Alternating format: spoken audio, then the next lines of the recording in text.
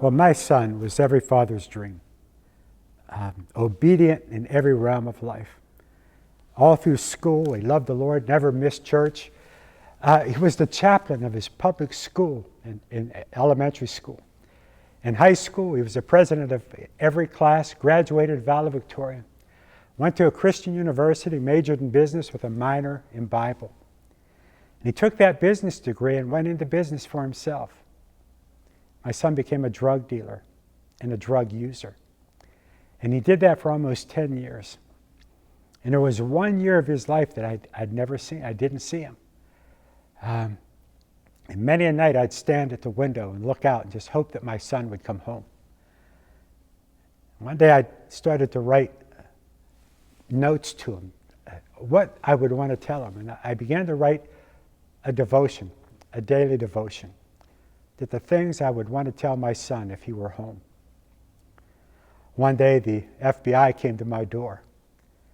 They had a warrant for my son's arrest after a 3-year investigation of a federal grand jury. I found out that my son was not only a drug dealer, he was the head of a major drug ring, had 30 people under his supervision, if you would. And I found my son. I found him in Tennessee, and I lived in San Diego at the time. And I got him to come home. And I said, Tone, if you ever do anything right in your life, you got to tell the truth and hone up to the things that you've done. And so we turned him in to the FBI. He went to trial and was found guilty of being the leader of a major drug ring. But he did tell the truth, and he answered all the questions. And unfortunately, and it's haunted him to this day, on his testimony, 30 men went to prison. Well, justly so. And he was facing his sentencing. And while he was being sentenced, the prosecutor said, Your Honor, that the FBI agents that were in charge of the investigation and the DEA agent would like to make a comment. And both got up and did something that I've never seen in court before, not that I've been in court that often. They both said that this young man has a great character inside, that he cooperated to the fullest degree. And both the FBI and the DEA recommended leniency. And to our surprise, the prosecutor, the federal prosecutor, got up and asked for the same leniency.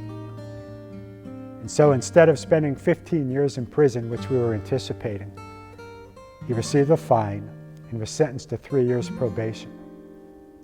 And in those 3 years, his probation officer would come to see him every week. And I asked her one day, I said, why do you check up on Tony so much? She said, well, he's just a pleasure to be around. And I don't get to see too many people really change as your son changed.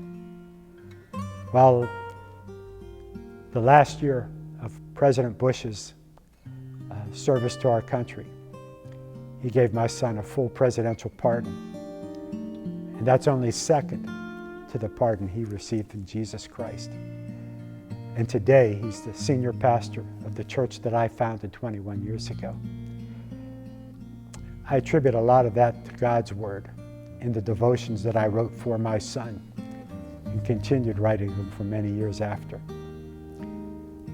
So as you can tell, this devotional Bible means a whole lot to me. It's from the depths of who I am to the man that I love more than any other man on the face of this earth, my son. And naturally, I can't neglect my daughter, who's also walked in God's Word all these years.